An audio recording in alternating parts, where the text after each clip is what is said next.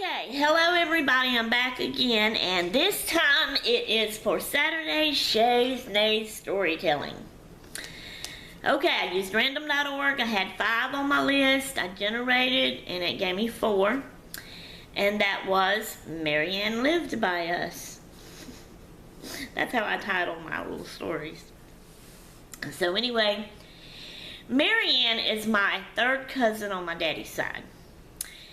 Now, Marianne is not around my age. She's older. She's more around Becca JB's age. And Becca JB is my sister. She's the one I call my middle sister because I have an older sister that's older than me and Becca. So it's Charlotte, who lives in Wyoming. She's Wyoming Nene here. Becca, the Becca JB. That's my oldest and my middle. And then it's me, Sherry, Shay. Now, Hobby Dog Bay. Okay. So, Marianne and Becca is close in age. As a matter of fact, they were the cousins that were friends. They hung together when they were teenagers a lot and spent the night with each other. Well, at least Vicky went to her house. I really don't recall Marianne coming to our house. I just may not remember, though. Becca, you can let me know. But anyway, I do know that you went to her house. Anyway, but I really like Marianne.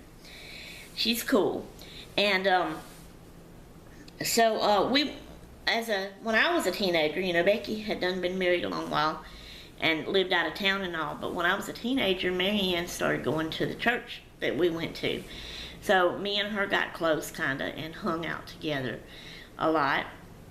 So then I get married, and the first little apartment that me and Albert lives in is in town behind our Bill's Dollar Store and our Piggly Wiggly store, grocery store that we had. And it was apartments, but at least that's what we called them. It's probably what people call a duplex, I guess. They looked like a house, but it looked like 2 different houses, but they were connected together. But the way this one was set up and made, their carports were connected, okay? So we lived on when you're facing it, we lived on the right side apartment, me and Albert did. So it was our apartment, and then it was our carport, which was connected to the apartment. It looked like a little house, you know. It was a 2-bedroom, 1-bath house with a small living room and kitchen. All right.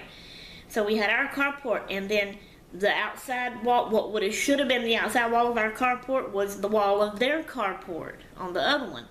So, you know, it was the carport and then their little house on the left side. Well, when we first moved there, that one was empty. Nobody lived in it. So, I seen Marianne at Dollar Tree. Not Dollar Tree. Dollar Tree wasn't even in existence back then, I don't think.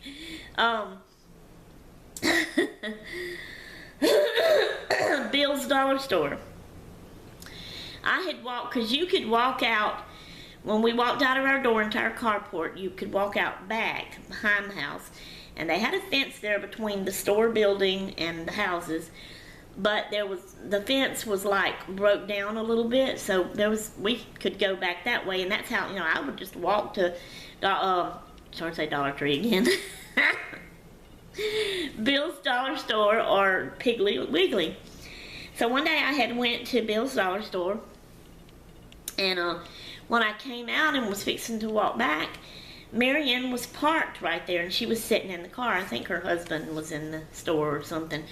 And so, of course, I went over there and hugged her and talked to her and everything. I was so excited to see her.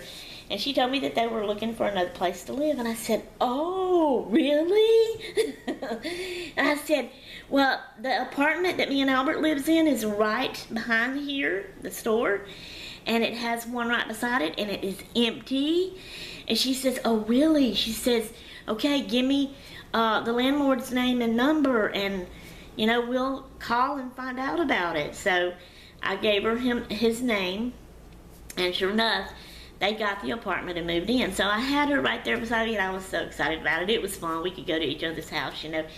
And she had a little baby boy. And so they was over at my house one day. And so I had these shelves that Albert had built There were tall shelves made out of wood. Of course, he builds everything out of wood anyway. But I had all my whatnots on it in the living room. And I had whatnots that I had at home as a teenager. You know, I had just recently got married anyway. So I kept all that stuff and brought it in. And some of my whatnots, my hair is sticking up, was, you know, the little plastic toy horses that kids get to play, or if they don't have them anymore these days, they had them when I was a teenager. And I loved horses. And some of them had that velvety feel for their fur, you know. And so I had picked me out some. I had a white, I had a black, I had a reddish looking colored one, and all this kind of stuff. And I probably gave them names, knowing me. But they were my whatnots, and they set up on my shelf. Well, I had those, and they were on a low shelf. So her little baby boy was crawling around, and he wanted to play with them. I didn't care. So, you know, I let him play with them.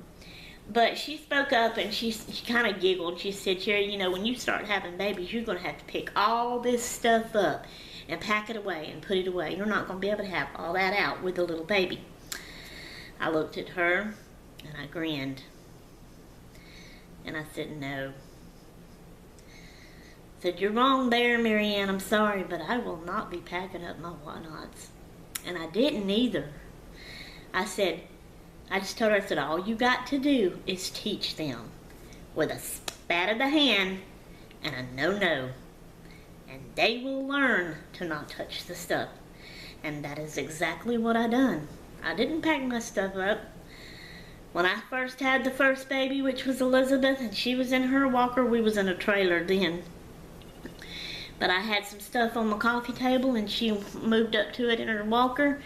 And I seen she was reaching out for it. I went over there, I spat in her hand, and I said, no, no, you do not touch that. She backed away. She whimpered a little bit, but then she didn't never get into a full cry. She backed away, and she never tried to touch anything else again. And I did both of them that way, and that's all you got to do. You don't have to, you know, get rid of your stuff for your kids because you think they're not going to mess with anything. Don't be scared to spank. That's what the kids need. That's what the Bible tells us to do. You know?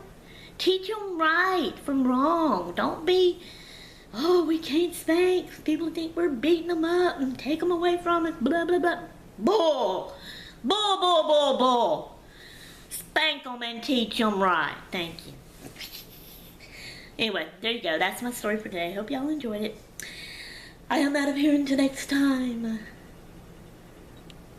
I'm done. I'm going to toodaloo. I had to think for a minute. I was about to forget it. Bye.